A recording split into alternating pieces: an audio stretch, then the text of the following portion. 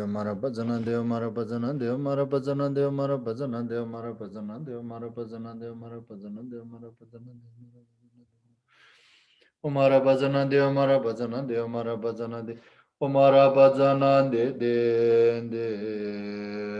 Zeden Je Je Chenra Vizre Dale Temo Membara Zane Kadan Denje Shonlo Tobai Lodre Bobe Nawan Zando Zon Zonje Nonje Jingo Redan Jinguran Janze Jada Kadin Zonda Majimba Palo Jinji Jije Besha Jindul Tima Mebalang Guera Dode Bozum Guba Chimbe Gonen Jan Zaji Chabzu Jiwa Shiva Nen Sarabdam Je Tu Jije Zozim Baranze Dozo Kangi Shazanda Mengum Gisar Zimbe Nondash Sembe Zewe Zendum Barvendo Kun Migendu Zenjur Tuji Dama Kune Shiren Jiten Sum Je Konja Pe Tuambe Mogar Be Shabe Tirinda Le Inzorashon Jinzol Lembe Mendom Bozer Jave Nando Ranjel Enjedo Senzo Beje Yende Jombarvi Pema Junen Dale Inzorashon Gumbolo Dwarya Devadan Tome Nyen Cholan Jijeda Chujun Janam Nimbozo Zanlin Jenjo Nanje Dae Shon Kongre Dewa Rinje Nyimbe Go Yenden Gunjonga Vesha Sarado Nyimbi Denzi Bebe Nanjarba Time Vezir Shabjin Dae Shon Ridon Jamba Junan Jinlale Gombe Lonle Pobe Terjedo Londo Junzen Jamze Ngawanjur Mibam Jambi Anjen Dae Shon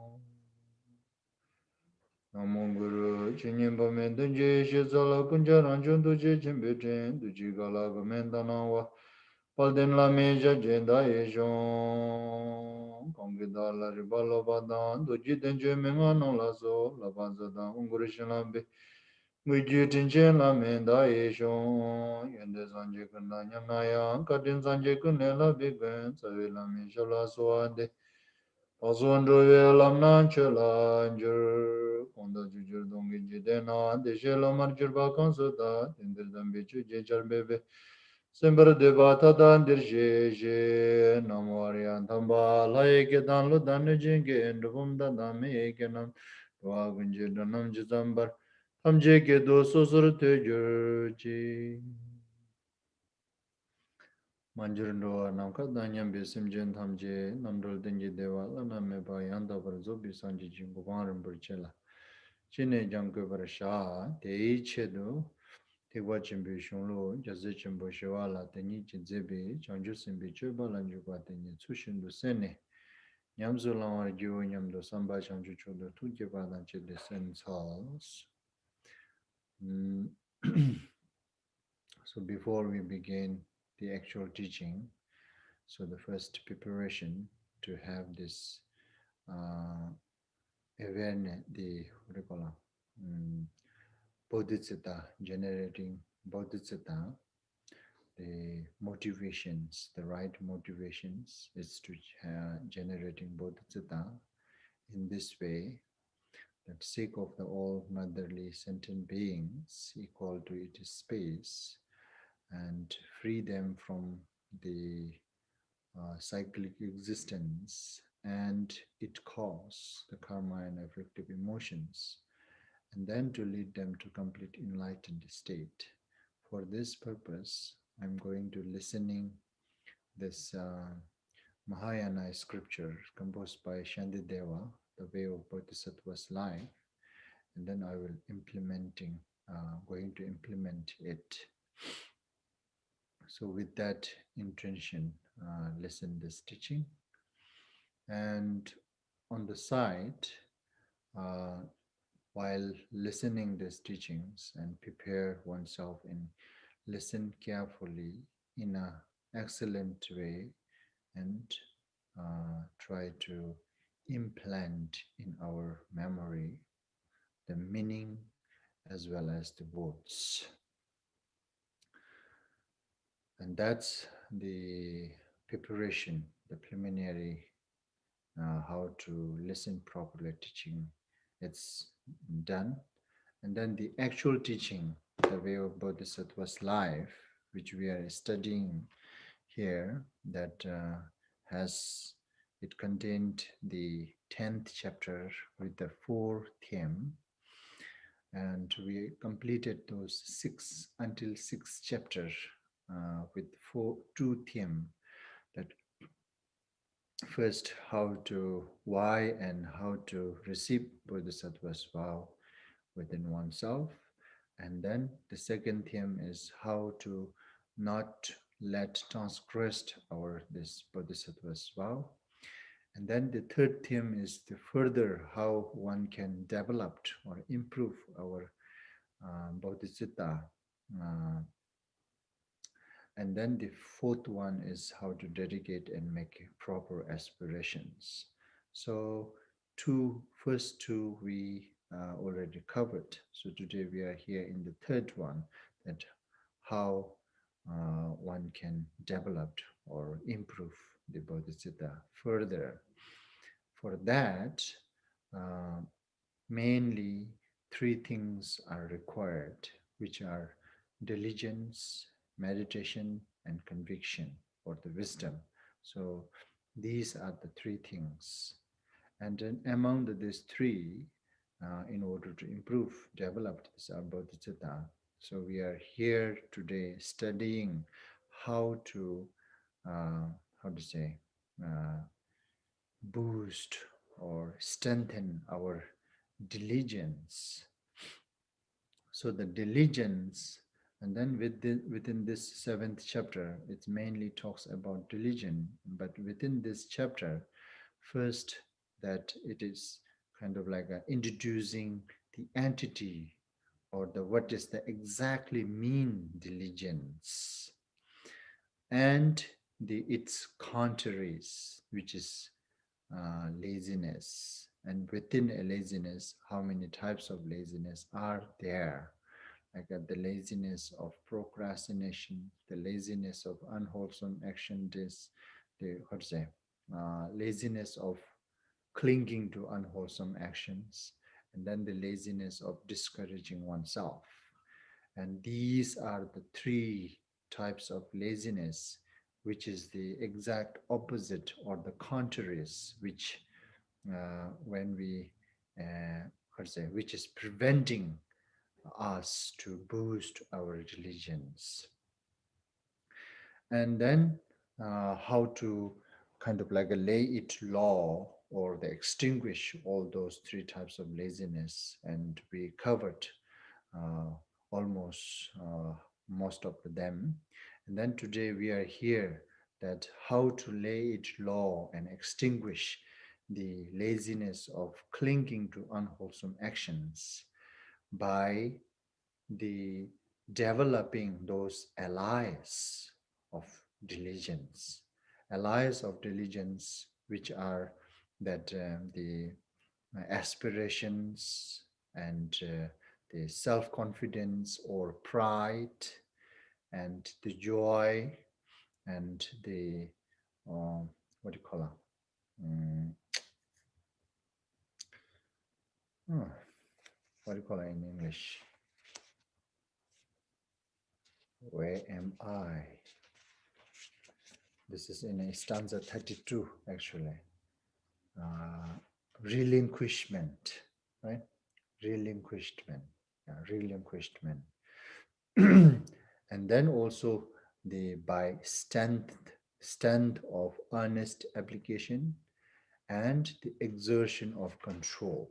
So these are the 6 things that which is allies of diligence. So what you call that the uh, in order to boost our diligence, and we need to rely on those allies of diligence, which are those 6 things. So when we developed or when we have these 6 things within oneself, which helps to boost our diligence. So among them, the how to have uh, aspirations and the self-confidence, pride that we covered through. And then Today we are here um, how to have this joy, right? Joy. And that we, until yesterday, we covered some of those, that giving those example, that the how the normal people, that when they have so enthusiastic up on their game, and for that purpose, that whatever needs to be done, the task for this, for in order to get an opportunity to play the game, so this all task, they will going to do all these things with the joyful, right? This is one example. And likewise, and all those bodhisattvas, they will going to engage into those actions. The action itself, it's kind of like a, with the full of joy, like those four immeasurable training and six prajna paramita training and so forth, that benefiting other beings, any kind of way, method, skills to benefit other beings, they will going to just kind of like a take those tasks as their, with their pleasure, like full of, with the full of joy. And that's what it is called, the joy. And then how to have that kind of mind. So how to have that kind of mind? By understanding, by acknowledging these, that later, that stanza 64 and 65, these two, it talks about how to have that kind of joy in its task, in its activity, actions. By acknowledging or understanding these, that as we covered through yesterday, that is stanza 64, Devi Tendu Leshi Jan Dejur Major Tolmeji, Kangi Lenin Dejur Batelemeji Jidar Des, as the people, the labor hard to gain contentment, though success is very far from sure. But how can they be happy if they do not do those deeds that are the source of joy to them? So these are source of joy to them. So the task, the responsibility itself, it's talking about itself, is this some sort of like a joy itself. Uh, that's now, I think, yeah, we yesterday we discussed a little bit that have to be very honest here. Don't try not to just protect one's face and then say it all. So the, on the other hand, these all mundane activities are also the activity itself is joy. I don't know whether that activity itself is joy or not. Kind of like the trying to fixing enemies is joy or not, I don't know. So the argument is always not pleasant, not pleasure, or fighting is absolutely, then goes without saying.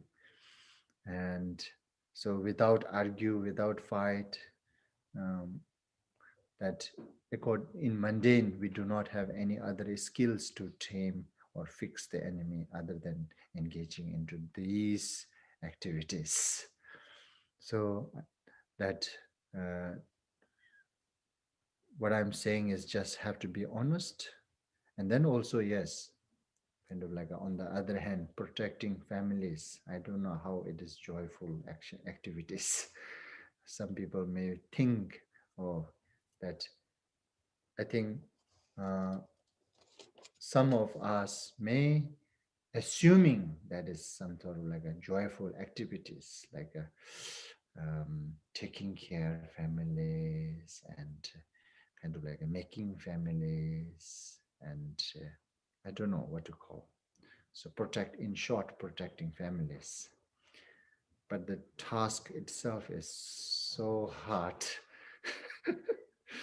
task itself is so hard for sure.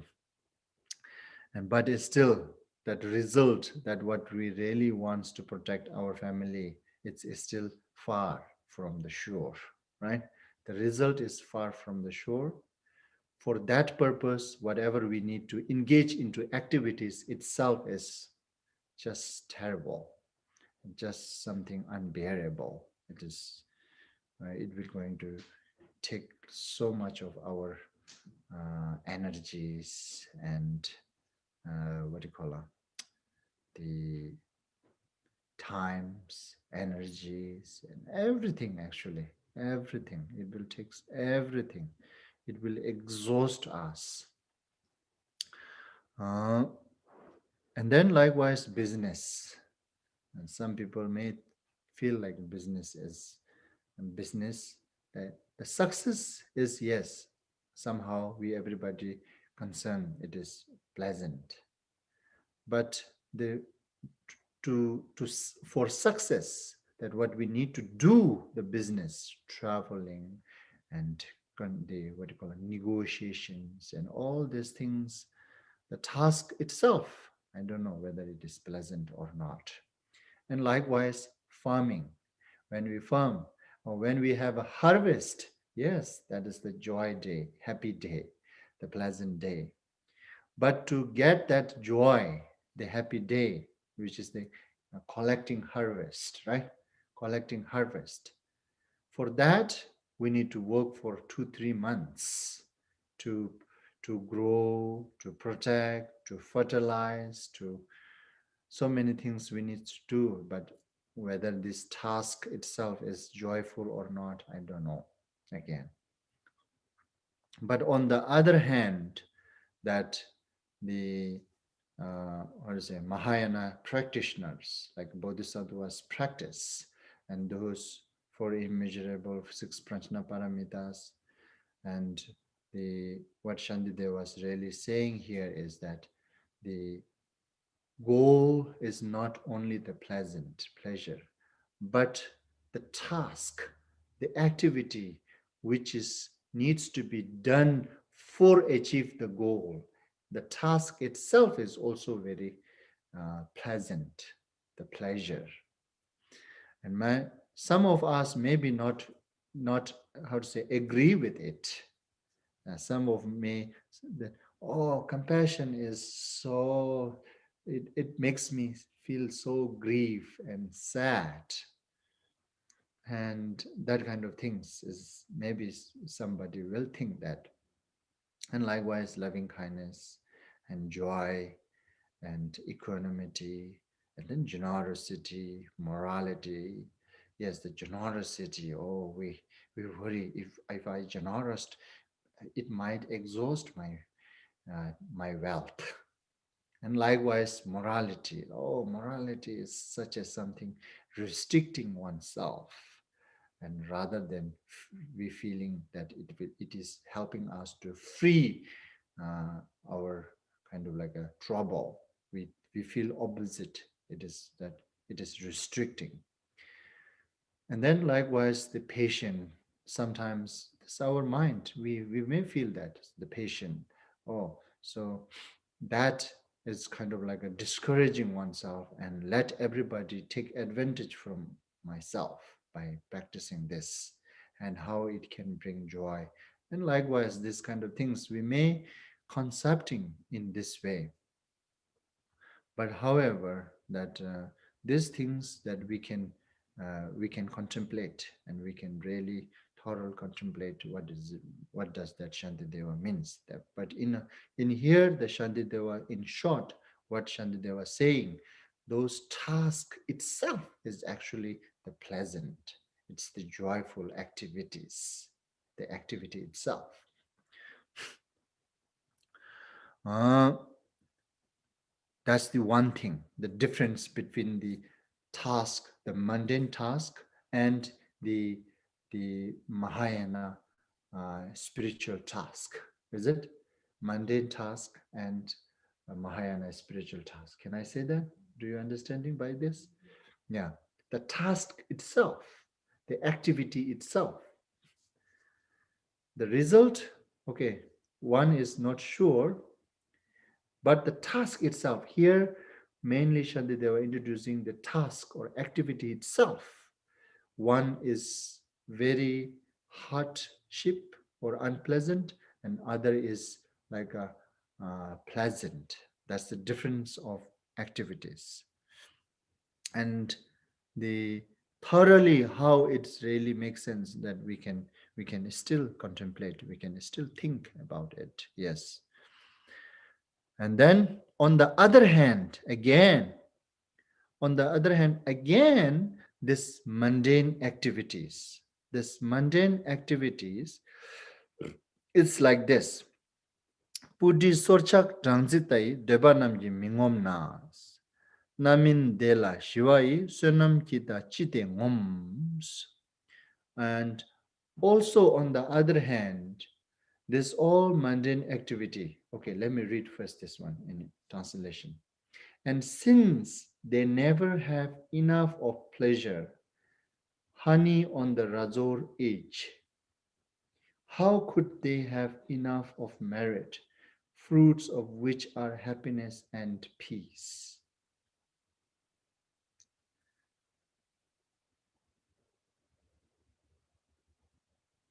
And since they never have enough of pleasure, honey on the razor edge. What are you understanding by this? Mundane way. Uh-huh. The activities that we all do in a mundane way to be happy will always invariably bring us in the end unhappiness. So the moment of happiness is the honey, and the razor's edge is the consequences. Razor edge. Razor's edge, you cut your tongue. Razor. Knife's edge. And how could they have enough of merit, fruit of which are happiness and peace? Because they're busy running after pleasure, mundane pleasures, so they don't really have a lot of time for virtuous activity. That's what I thought. This is stanza. How can I say? Maybe this is not right translation. Okay, anyway, let me tell you here. This first two line of this 65 stanza. Pudi sorcha dangzitai debanamji mingomnas. This is one meaning. And then naming dela shwai sonam kita chite ngom. Another. Two different meaning. Two completely different meaning. It's not one meaning in this one stanza. So this is I when I read this, I also feel a little bit I didn't get it.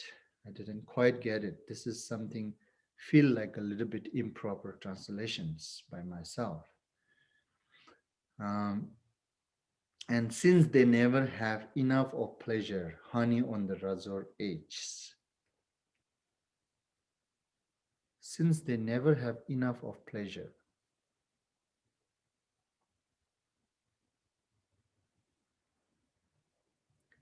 enough of pleasure should be satisfied, I think, better, I think, satisfied, unsatisfied. Since they never have enough satisfied,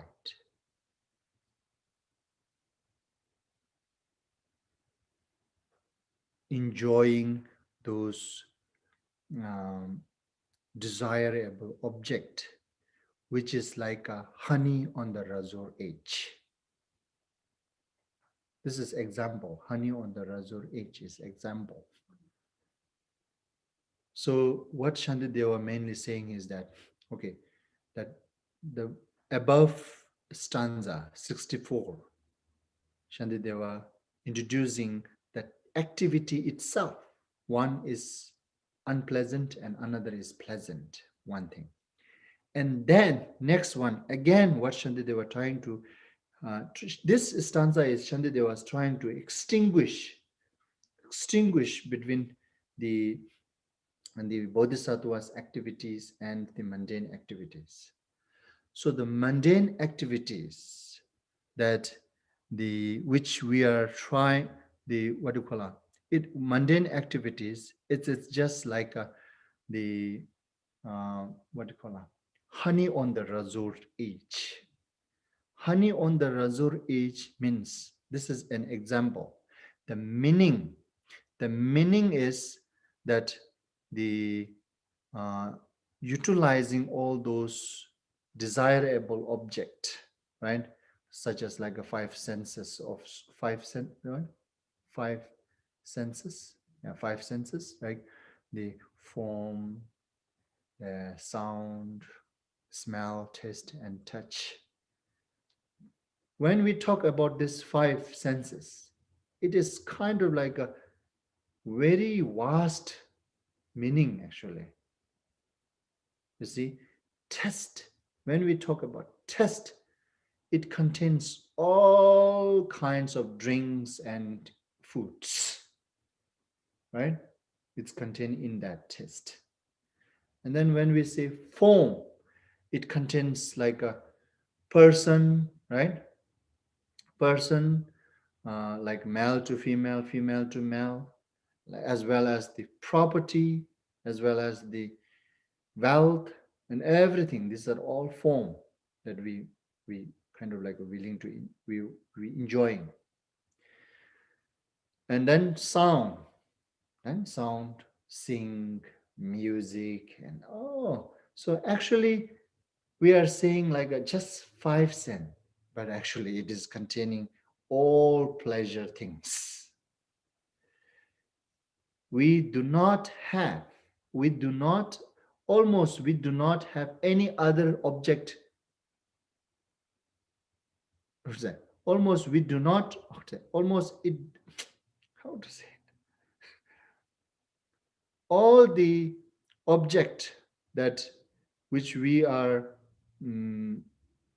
how to say, the enjoying, desire, can be contained within this five senses. But when we talk about five, or it is only 5 cents, it is not only.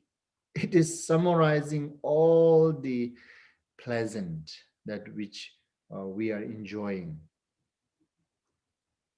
As I said earlier, the taste, it's including all kinds of foods, all kinds of drinks, right? And then the touch. And touch has many ways of enjoying touching. And then smell also has many ways. So you see, these are all summarized word anyway. In short, these are the summarized word.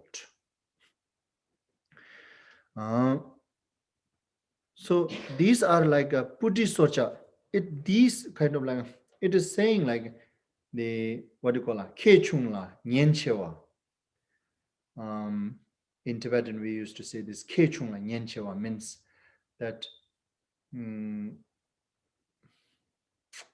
how to say it, how to put it into words in English. The lesser benefit, less benefit, yes, less benefit and more risk. Less pleasure, yes, less pleasure and more risk, more danger. Yes, it is Shantideva also not saying engaging into this are not pleasant. It's not pleasure. Yes, it is pleasure. But these pleasure are the less pleasure. It cannot compare through this, but enjoying into this, how to say, losting oneself into this enjoy, and then the experiencing the next consequences, what we are the experiencing the next future consequences. When it compare, it is not really worth. It's not really worth that, okay, they take this pleasure for, let's say, for 1 minute and then suffer out of this for 1 hour. It does not worth, right? So that is what it is talking about. Less benefit, more risk. And all this is like the mundane pleasure, pleasant. All this mundane pleasant, the natural of all this mundane pleasant, it's like this. It is just like a puji socha dranzitai. It is just like a honey on the razor edge. Honey on the razor edge, if you what do you call it? What to say? Huh? If you lick it, if you lick it honey, yes, there's a pleasant, you can enjoy the sweetness of honey. But on the other hand, there are more risk. It might cut your tongue, right? And it might make wounded your tongue, which is not really worthing, right? Which is not really worth to enjoy that honey for a moment and then make it wound for a few days, right? Suffer for a few days. That is what it is saying. All this mundane, pleasant, the nature of all this mundane, pleasant, it's like that. But still, what Shantideva was saying, but still, we are willing to take that pleasure. We are unable to satisfy oneself. We are kind of like still it is even knowing that, even understanding that, but still we want to take it, all this pleasure of mundane. You see, that's what we do normally. That's why we are in this cyclic existence again and again. That exactly, this is really, it is really talking Shantideva. It is not something, it is really Shantideva was talking about what is happening in the world, right? We do understand this. It is just like a honey on the razor edge. But still, we want to take it. We want to enjoy it. You see? And what Shantideva really saying here is that in all this mundane pleasure of enjoying five senses of objects are just more risk, like a honey on the razor edge, but still never have enough pleasure. Means never have satisfied. Still we need more. We're willing to do more. We want it to more, even by understanding it. If that the case, now here, if that the case, and next one, how could they have enough of merit, fruits of which are happiness and peace? If that the case, and this translation now again making me confused. Make me confused, I don't know how you understanding. But let me explain here what does it mean in Tibetan here. Namin dela shivai sunam kita chite ngom. On the other hand, this kind of like a bodhisattva, the Mahayana practitioner, those bodhisattvas, right? Those bodhisattvas, working hard and engaging into these activities, such as four immeasurable, six prajna paramita, and so on, right? Engaging into these activities will bring the result for temporary pleasure and ultimately liberation, right? For temporarily pleasant and ultimately liberation. And then by knowing that, who will going to feel satisfied doing it? Understand? Understand what does it is saying, this stanza? Two line and two line is different. You see, first two line and then the next two line are. It is saying like, so the even those mundane pleasure, gaining, getting through, engaging into those five senses are like a honey on the razor edge. By knowingly, still we want to take it. We want to engage into it. We want to, how to say, enjoy it. If that things is there, then on the other hand, those bodhisattvas, Mahayana practitioners, by working hard and engaging into those actions, those activities, which brings the temporarily pleasant and ultimate liberation. How they can feel satisfied then? It goes without saying. Actually, that's what it means. Sonam kita chite ngom. It goes without saying. That's what it means. Do you understand the difference? So, in short, here, what Shantideva is trying to really introducing here is that all these mundane activities, such as trying to tame our enemies, protect our family and relatives, and engaging into business and farming, and so on, they are mundane, very mundane, so many mundane activity. Firstly, this activity itself, I would say, the firstly, by engaging into those activities, the result which we are hoping, whether it brings or not brings, it's not sure, one thing.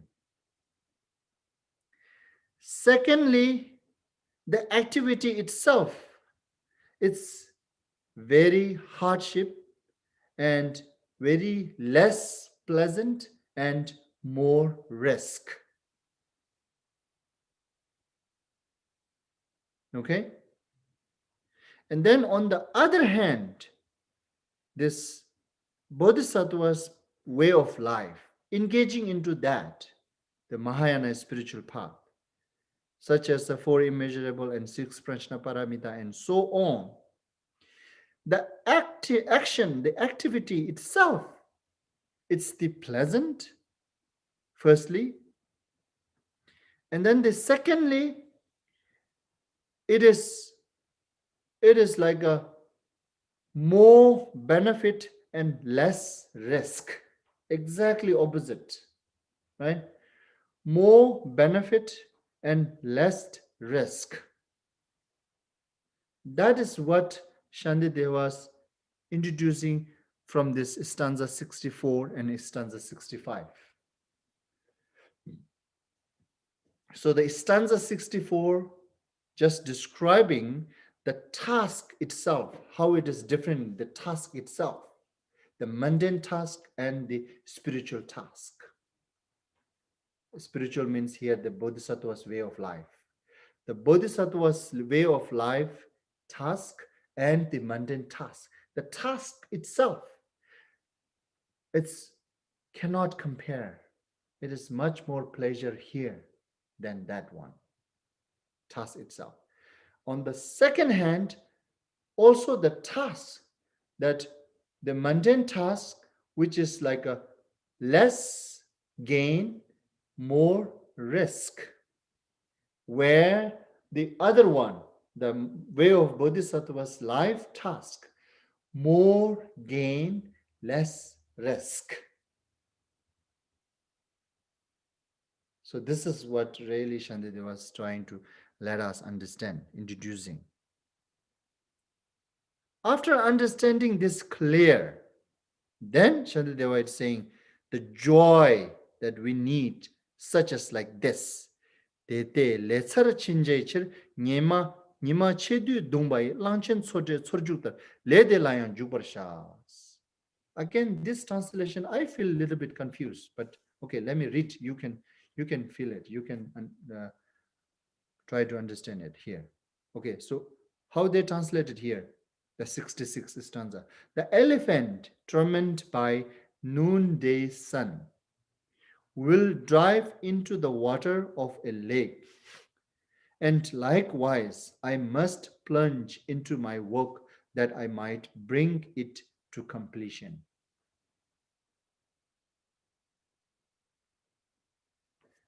This, for me, it's little uncomfortable to understanding this one. Okay, let me explain here based on this Tibetan one. So, dete lesser chinjechir. Therefore, what is therefore now? After understanding the task, its nature, and then the risk and gain, risk and gain of that task. After understanding this, therefore, tetavena. So, the in order to complete my task, in order to complete my task of bodhisattva's practice, for immeasurable and six prajna paramita and so on, to these tasks, to these activities, one should joyfully, undoubtedly, or joyfully engaged into it, just like a elephant. Yes, just like an elephant who tormented by the noonday sun. That type of elephant, if that type of elephant encounter with the lake, without any conceptual, without any doubt, suspicious, just going to jump into lake, right? That elephant going into the lake, that that elephant will going to go into the lake with the full of joy, isn't it? If the elephant encountered the lake at that moment when he was tormented by the noonday sun, so hot, right? It means so hot, like a, we can imagine a little bit like a temperature, like a 42 temperature, 42 Celsius sun heat, burning this elephant in the mid of the day. Elephant is feeling overwhelmed. And then now he saw the lake in front of him. What that elephant will going to do? No question, right? He will going to jump into the lake with the full of joy, without any hesitation, isn't it? Just like that. Just like that, after understanding all this above reason, then engaging into this bodhisattva's activities, this practice, the four immeasurable, six prajna paramita, and so on, to those all activities, just engage into these activities just like that elephant, how he joyfully jumping into the lake. Do you understand now here? That is the now really introducing the joy. You should have that much joy to engage into your own this practice. Just like that elephant. You see, I don't know now. When I describe that, now can you are you getting it that meaning from this stanza? The elephant tormented by the noonday sun will drive into the waters of a lake. And likewise, I must plunge into my work that I might bring it to completion. Right? Mm. So, so this elephant is the metaphor here showing the joy, how we should have joy. That kind of joy that we should have in the, how to say, we should gain that kind of joy to willing to engage into the Bodhisattva's way of life. Le de layan juparshas. So now this is described the joy, the troop of the joy, which is the one alliance for boost our diligence. In order to boost our diligence, we must have that joy, aspiration, self-confident, and joy. That interest, actually joy is enthusiasm, right? This is what it is talking about. We must have enthusiasm in our activities, in our practice. How we can have that enthusiasm in our activities, our practice? By understanding clearly the task, its nature, the practice, its nature, and then the more benefit and less risk. Where those other mundane activities, engaging into mundane activities, are the activity itself is not pleasure, and then the result which we are hoping, it's less gain and more risk. By distinguishing all this clearly, so it helps us to, how to say, have a sense of joy engaging into the way of Bodhisattva's life. When we feel little joy or enthusiasm in way of Bodhisattva's life, and that boost, that will going to help boost our diligence into the practice of Bodhisattva's way of life. So this joy or enthusiasm is required. And then the next, the fourth one, which is like a relinquishment, right? The troop of relinquishment. The relinquishment here, it's very simple. The fourth one. The topnyam padang jedilna larchi dundu dorwarsha lekpar sinna chima debe te pang jas. So if impaired by weakness or fatigue,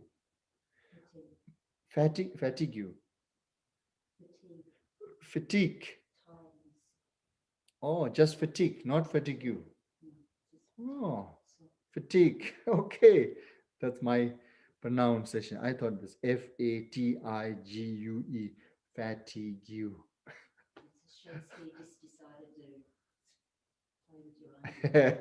Anyway, fatigue. Okay. So if impaired by weakness or fatigue, I will lay the work aside, the better to resume. That's one thing. That's the one thing, how to practice the relinquishment. And the next way of practicing relinquishment related with this way of Bodhisattva's life is, and likewise, I must plunge, no, sorry, and I will leave the task when it's complete, all a bit for the work that next to come. That's the another way of practicing relinquishment.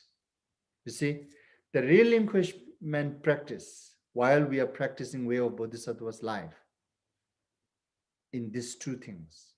And these two relinquishment practice will help our not to lose our diligence and then to further boost our diligence. That's simple, right? It's simple, easy to understand. This is actually showing the one great important meaning. So if impaired, if I got impaired by weakness or fatigue, so I will lay the work aside. So just stop, right? At that moment, stop. You are just stopping for a moment, not giving up. It's Shantideva was saying that you need to practice this relinquishment when you lost your strength, when you lost your capability, when one lost one's competence on it, then at that time, because the losing competence, capability, strength by getting sick or some important other task to be done or whatsoever reason there, when that happens, so kind of like it is saying, I will lay the work aside, right? Not giving up completely, aside. And then thinking that I will going to resume that later, right? I will complete this later. For now, I should take a little rest and uh, build all this competence to complete that task. Until that, I will take break. It is like a taking break. That's the one way of practicing relinquishment. So it does not uh, kind of like a extinguish or destroy my diligence on it, right? And then the second one, how to practice this relinquishment. Relinquishment is kind of like actually abandoning, isn't it? Abandoning. And I will leave the task when it's complete and await for the work that next to come. So this is the another way of practicing relinquishment of those bodhisattvas when they practice in their kind of like a path, the four immeasurable and six prajna paramita. Let me give you this example. What does this mean? For instance, some beggar needed like $100, and that I gave the $100 to that beggar, right? That means now the task, when it's complete. The task is complete, isn't it? He needs $100. I provided $100. The task is complete now. At that time, how to practice relinquishment? By all await for the work that next to come. Don't just feel there, okay, now then done. Okay, when you done this, you'll go to look for the next one. Okay, so now it's saying Bodhisattva should find the another task that's similar like this type of beggar. There could be the another one too, right? So to look more. That's what it means. That's the one way of practicing relinquishment. Okay, to understand how to practice relinquishment in here. The relinquishment practice is very much needed in order to boost our diligence. So the diligence is very much needed in order to improve our way of Bodhisattva's life, right? Our Mahayana spiritual path. Without diligence, we cannot develop our Mahayana spiritual path. Without diligence, we cannot improve our bodhicitta.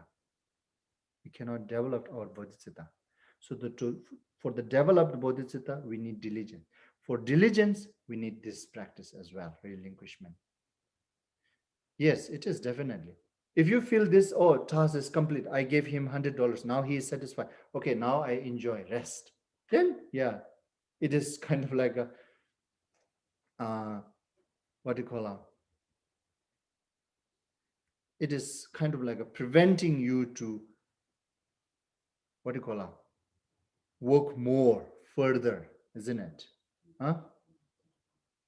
So that's why when your task complete, you need to practice this relinquishment in this way. All await for the work that next to come. Look for the next. Don't stop there. That is exactly many of those great masters, including, I can say, our with my own really eye and with my own really experience, our late holiness. For example, when he built it completely in Namdoling, and he didn't stop, he went to west and built this upstate. When he have all he established everything very well in India, right? When in India everything well established means task is complete now. He can rest now in a normal way. Okay, if the we in a normal mundane way, what people will feel now? Oh, now I complete my job. Now I should take rest, right? That's where the retirement policy is. This is retirement policies, right? But for the bodhisattvas, never retirement. This is, I'm just giving you one example that related with my own root teacher, that how holiness. Yes, definitely, he is bodhisattvas, right? So how he is practicing this relinquishment here. When he complete one task, he look for the next. And even if he complete this Americas, all this Buddha Dharma centers established, oh, he may go definitely somewhere else to start again. That's how relinquishment. When we practice relinquishment in this way, it boosts our diligence, right? It boosts our diligence. So that's how we should boost our diligence, by practicing this relinquishment in a two different way. The first way is that if your competence is law, if your strength is law, then just stop for the moment and build your competence and then complete it. And then the another way of practicing relinquishment is, once if you complete, then look for next. Constantly.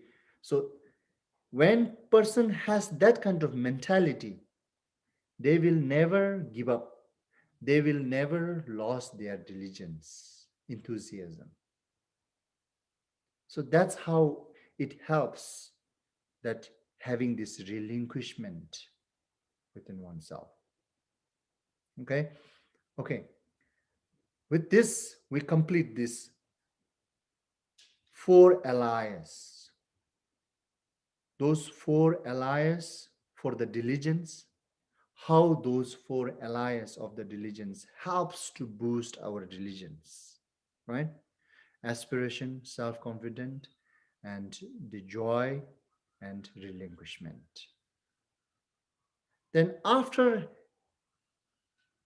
having all these four things, then further this fifth one, which is the uh, how they said in this stanza 32, by strength of earnest application, right?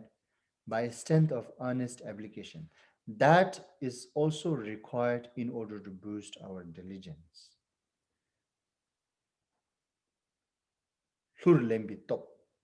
So that is now describing from this stanza 68 to stanza 74.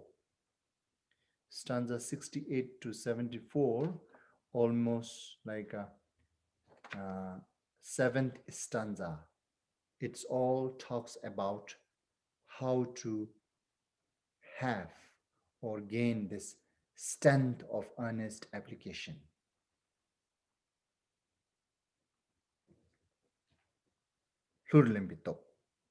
And which is also very important for our diligence, boost our diligence. And then here Shantideva introducing Tabning Jadang Lenchikdu Yulmo Ralka Lhabashin Nyumon Tsenle Surjashin Nyumon Janam Shombartex. These are all with the one metaphor and one meaning. Metaphor and meaning, metaphor and meaning. Many of these stanzas goes like this. So here the first one. Let me read this in English. As a seasoned, right? Seasoned? Seasoned means Seasoned means expert? yes, Expert. had lots of fights. Yeah, expert, right? Expertise. Yes. As seasoned fighter, face the swords of enemy upon the battle line. This is metaphor, example. Meaning, I will lightly dodge the weapons of defilement and strike my enemy upon the quick. Nyomon son is such a nyomon ranam shamba text. These are not so difficult to understand, is it, right? It is easy to understand. Yeah. So first is the example. As seasoned fighter, when the seasoned fighter face the what do you call it? Face the sword. It is talking about, okay, let me tell you this one. Yeah. Tabning dadang henchik do yulmo rakala bashin. When the expertise in fight, right? Seasoned fighter, when they fight with the enemy, and how this seasoned fighter will, what to say, will move and what do you call it? Dodge, right? Dodge. When the enemy hit the sword or weapons whatsoever, how he will escape, dodge, how he will going to make it very flexible to jump here and there to not to let sword hit it on him, right? The seasoned fighter will do that. Likewise, I will lightly dodge the weapons of defilement. Likewise, here, what we need to strength of earnest application is that the weapon of the defilement, we should be very flexible like a seasoned fighter. Dodge. We should be dodge like a seasoned fighter. That how the seasoned fighter dodging from the enemy's sword, enemy's weapon in short. Just like that, we should dodge ourselves from the defilement, from afflictive emotions. That's what it means. That's how the one way of Shantideva was saying that strength of honest applications, you have to do like this way. And Nyumondana Shambhati. Dodge myself from defilement and then finish the defilement. Finish quickly, right? Ah. So, and strike my enemy upon the quick. The quick is Mhm. very sore to hit. Mm-hmm. Right? Will drop his sword. Yes. That's the one way of practicing this earnest of application, right? Strength of earnest application. Likewise, yuldu raldi lungyurna jigbe nyurdu lembatara deshin tembi tsenshorna nyalwi jigde nyurdu langs. If in the fray, That's in the middle of yeah, the fight. middle of the fight, war. It's war. In the middle of The war. Why they translate it like fray? War is very common one. yeah, but it means different word. Yeah, here it's talking about the war. In Tibetan, yulmo. Yulmo means in a battle. Yeah, but affray for English means right in the midst of the killing and the battle itself, Okay. the activity itself. Okay. If in the fray the soldier drops his sword in fight, what he will going to do? He will swiftly take it up again. No doubt, right? He have to. Otherwise, he will going to finish at that moment. This is example.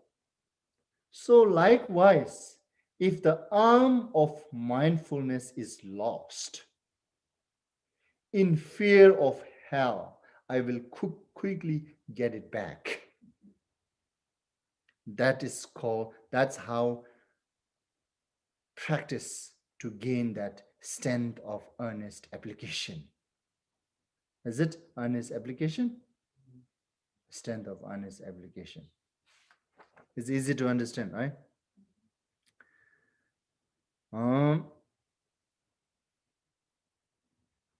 Jidar chala tenchene dugni lula chabjurba deshin lagni nyepa na nyepe semla chabar jurus.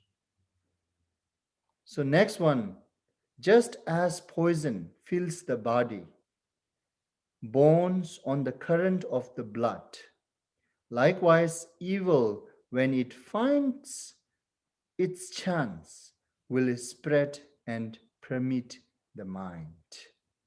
You see, therefore, what Shantideva was saying, above two things, right? That how this seasoned fighter dodged himself from the enemy's weapon and then fixed the enemy.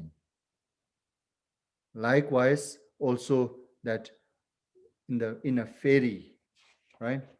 In the fray, if in the fray the soldier drops his sword, in fight he swiftly takes it up again. In this way, one should take it all this back and then fight with the defilement, fight with the enemy of defilement. What if I do not do this? What will going to be happen? Then it is just as a poison fills the body, borne on the current of the blood. Likewise, evil, when it finds its chance, will spread and permeate the mind. See, so therefore, understand that, and then boost our what do you call it? Strength of earnest application. Right? That how through the blood this poison will going to be spreaded out within all our body, right? If we let little in a sword, right? Sword, that whatsoever, if we let them hit and then we get wounded, and then in their weapon they may have some poison, and that poison will going to spread it out within our body. How this weapon, the poisons are spreading out in all our body through our blood, just like that, that those defilement, if I let them hit me, that means they get a chance. Once they get a space in my mind to stay, then they will spread immediately, and then means they will going to control all your mind. So understand that, and then never lost this strength of honest applications. Be more cautious, careful to have this honest of applications, strength of honest applications. And then also just you should have the strength of honest application just like this. Yungmar kangwi ne kurla raldi thokbe tunde de pona södik jigbatar tushu chenji deshin jims. I will be like a frightened man, a brimming oil jar in his hand, and menaced by a swordman saying, menaced by a swordman saying, spill one drop and you shall die. This is how practitioners should hold themselves. The strength of earnest application. This is example, right? Somebody's, okay, it is like saying like this. Humor kula. Somebody's filled the sesame butter, contained filled with the sesame butter, and then let you take this on your hand. And then other guys holding the sword, Raldi Thobe Tundede, in front of this person who carried the sword. And then this person who carried the sword saying, if you split it out one drop of butter, I will kill you. When oneself in a front of that kind of situation, how that person will going to be so careful and so strength of honest application with a very cautious, right? He or she will make sure that not even a drop, single drop of the butter from the container.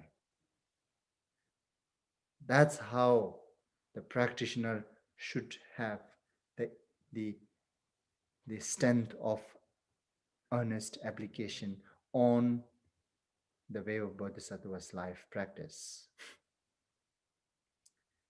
And likewise, these are all example. Likewise, dewe pang do dulo na jitar ring bar tangwatar deshin ni dang nyomo na nyurdu dedak tobar shas. And likewise, just as a man would swiftly stand if in his lap a serpent were to glide, right? Glide. If sleep and lethargy based beset me, right? Based me, beset me, I will speedily repulse them. It's easy, right? Not difficult to understand. So, but the meaning is that that's how one should have this strength of earnest applications. These examples are so easy to understand, right? Does it helps to understand the meaning? Yeah.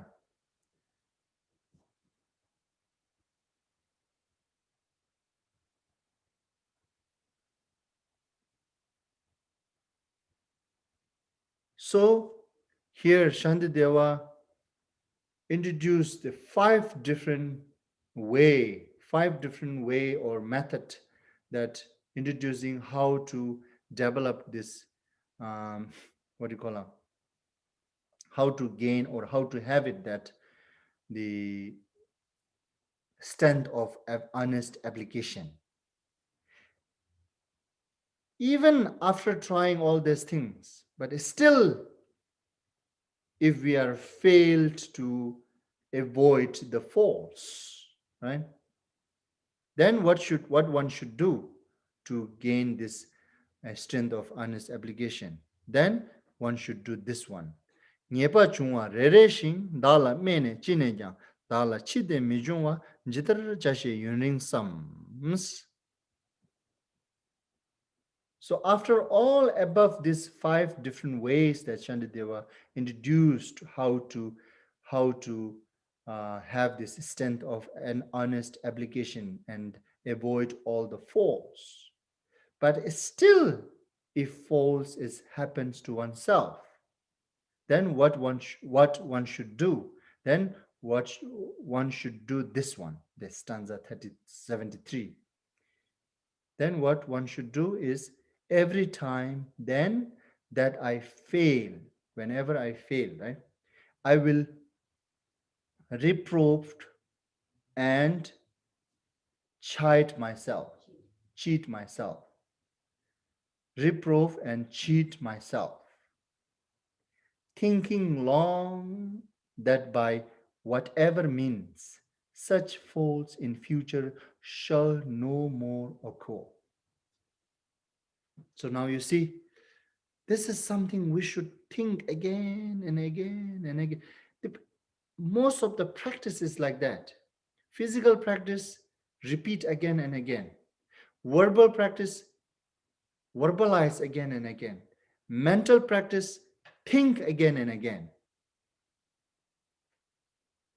That way we can improve. That's what Shantideva exactly here saying, right? So even after trying all this, but still faults are happenings to oneself, then whatever the faults happening to oneself, we may need to count one by one each of those faults, and then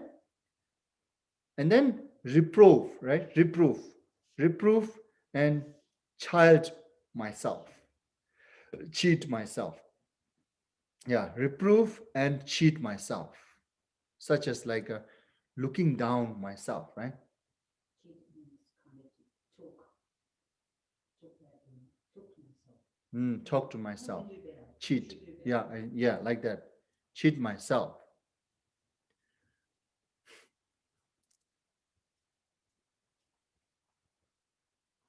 And then think that in a later, I will not going to do this again.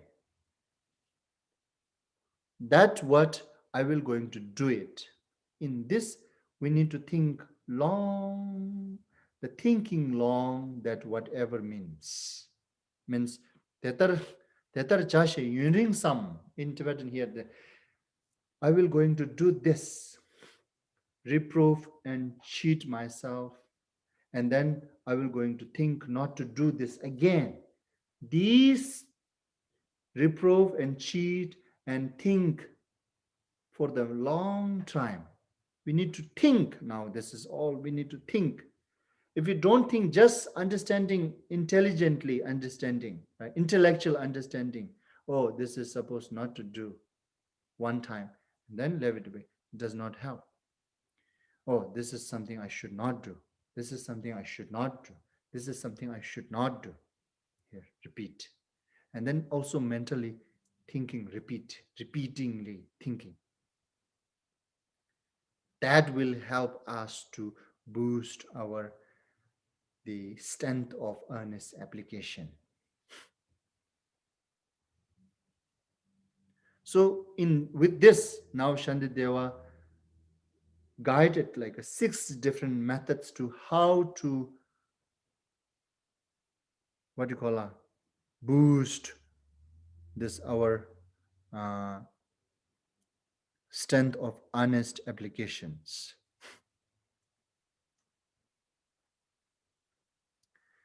Jitarne ka btala temba gomba nyit gyurshe gyudi yini teba am rigbi leni debrashas. And then this, at all times and in any situation, how can I make mindfulness my constant habit? Thinking thus, I will desire to meet with teachers. Here, this teacher, I think it's extra. There's no teacher. To meet with and fulfill the proper task. Okay? This is now conclusion. This how to have this strength of earnest applications. Jidar nekap didalas. That above 6 different methods that Shantideva guided, introduced it us to how to boost or develop our strength of honest application, right? One should be mindful with those above skills, above 6 different skills, and make it familiarize with it. Temba, komba, nidgyurshe. Gyudiyini teba am ribileni devrashas. So those 6 different conditions or 6 different skills that which he provided, those the 6 to willing to encounter with those 6, and then kind of like a desiring to have it, all those 6 different skills within oneself, right? Thinking thus I will desire to meet with those 6 different skills above provided and fulfill the proper task. here rather than teacher. There's a teacher, no related here. Why they put a teacher here there? I don't know. Good day in Tebam, Rigby Lane in Debrashas. That's how the implementing those 6 guidelines and then generating enthusiasm on those 6 skills will help us to boost our strength of earnest applications. Okay? So that's with we completed those the 5th alliance of diligence, right? And then now the last, the final, the 6th alliance of diligence, which is the Wangyurvitop, the exertion of control. That's how they translated it before, right? Exertion of control. Exertion of control is almost like a result, actually. Chine leshi ngonrone tamche lani tuye pa. Tetar payo tamchende dangi dangwa yangwar shaas. Jitar lungnin rowa tang wongwe shingbal wangyurwa deshin chowe wangyurde tetar nanin dubar gyurs. By all means, then before I start some work, that I might have the strength sufficient to the task, I will recall the teachings upon carefulness and lightly raise to what is to be done. Just as flaxen, is it flaxen? Flaxen threads waft to and fro, impelled by every breath of wind. So all I do will be achieved, controlled by movements of a joyful heart.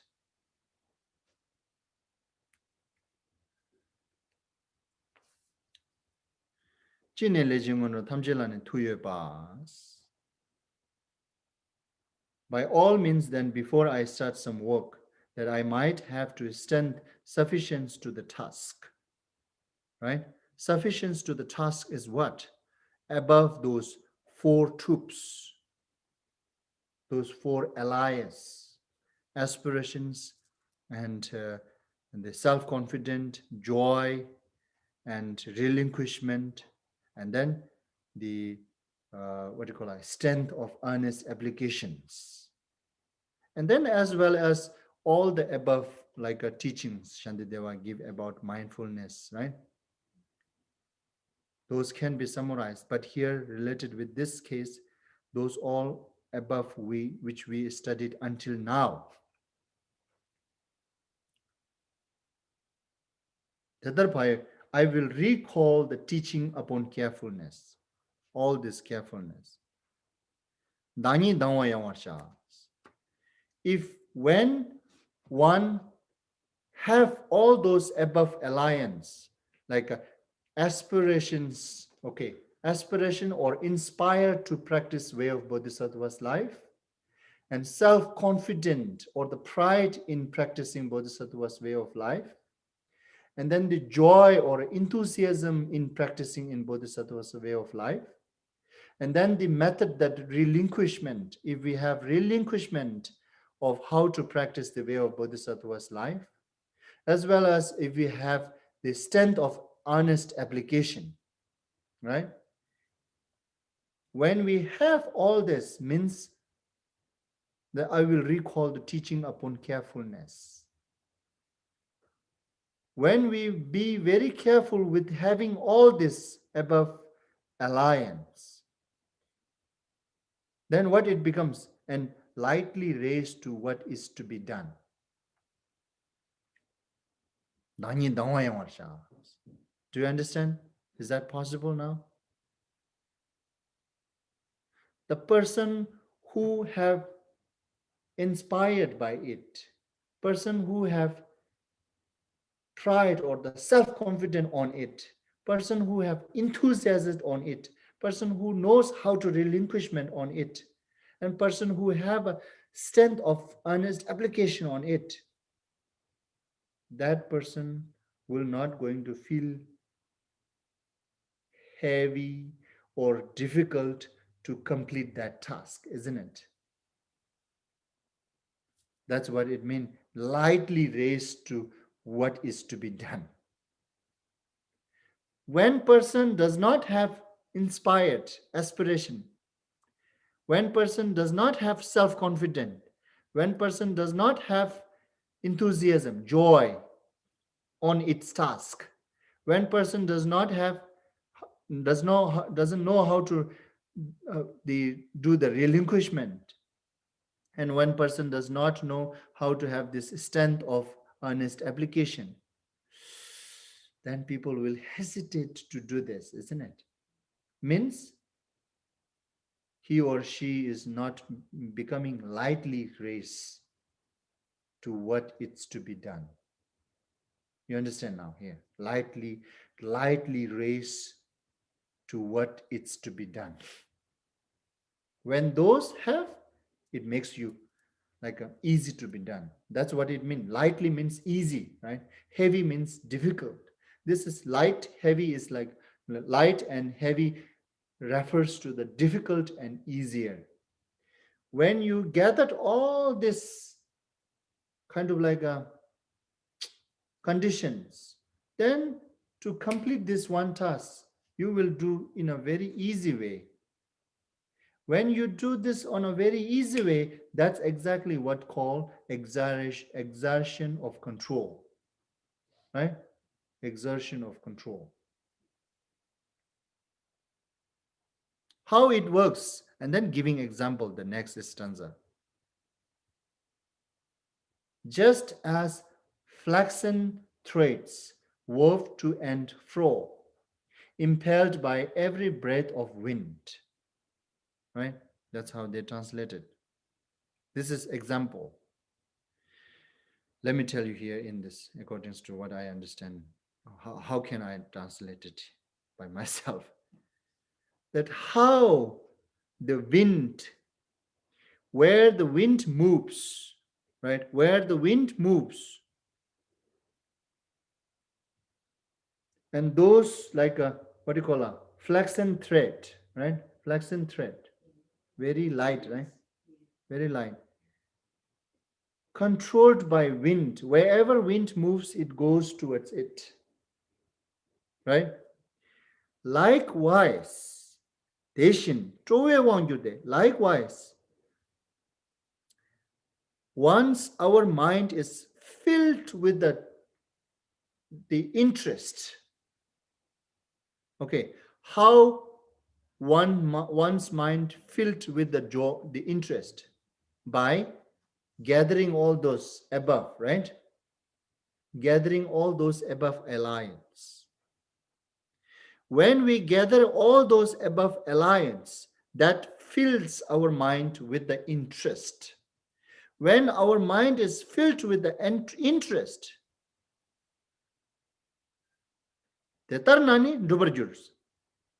if when our mind is filled with the interest, then all the implement of bodhisattvas, four immeasurable, six prajna paramita, and all this Mahayana path, Mahayana practice will going to be accomplished.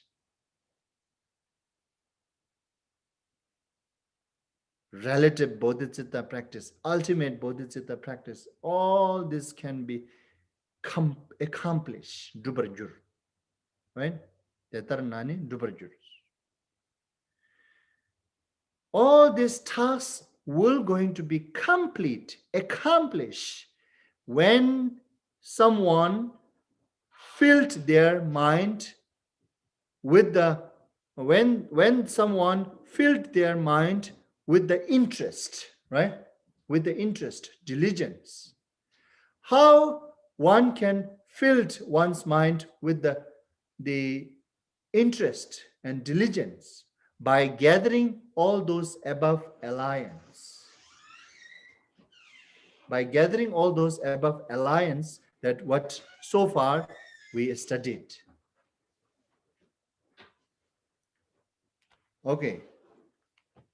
So with this now, we completed that last, the sixth alliance to develop or boost our diligence.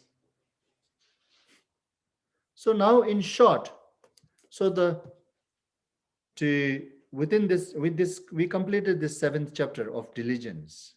So this seventh chapter of diligence mainly introducing the entity of its diligence itself, and then contrary, which is laziness, and then the alliance, which are those, in short, those four truths and two power. That's how we can, what do you call that, boost or develop our diligence. So once we're able to develop our diligence, then we can accomplish the task of improving our bodhicitta, the relative bodhicitta and ultimate bodhicitta. Okay, so now thank you, and we stop here today, and then now next week we will going to review this chapter, the chapter 7, kind of like a test. And I will ask you question, and you can also raise this, tell your opinion and tell your understanding, what you learn from this chapter 7. And all this we can discuss later, next week. So the next week we will not going to have teaching, okay? Saturday and Sunday, both Saturday and Sunday, we will review this 7th chapter and then find it out how much we understood this 7th chapter. So thank you. And now we will do dedication.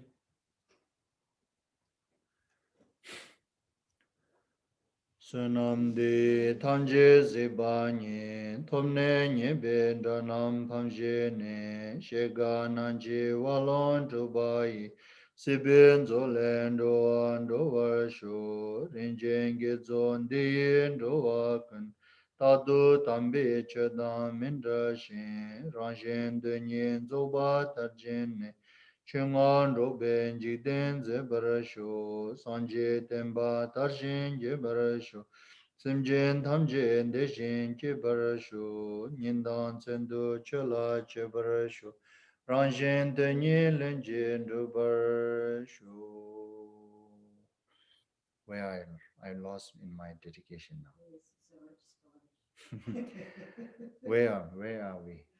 Jambo bawen jidara kemba dan kundu zambu deyan de jinde deda kunjin jesu dalo jin gewan de da tamje raktu ngo gewan de yeshe ukun sonam yeshe tsozon sonam yeshe le jongwe tamba kunyin tobar sho sanje kusum nyebe chenlabdan Chunyi mingyur dembe chenlam dan, gendin meche dembe chenlam ki, jidara ngowa melam drubar shu. So the read in English.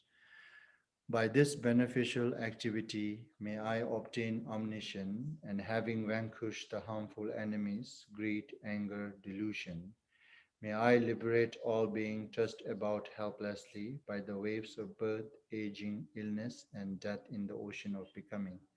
By conforming to the knowledge's courageous Manjushri, Jambalyang, and in the same way as Samindabhadra, Kundusambo, and following their example, I dedicate perfectly all this virtue. By this virtue, may all being perfectly achieve the accumulation of merit, sunam, and wisdom, yeshe, and may they thereafter obtain two holy bodies, which result from these two accumulation. By the blessing of the Buddha Sanjay, who obtained the three bodies, by the blessing of the immutable truth of the Dharmada, Chunyi, by the blessing of the infallible aspiration of Sangha, Gendin, may this prayer of dedication be accomplished just as it is. Thank you. Have a good day. Good day.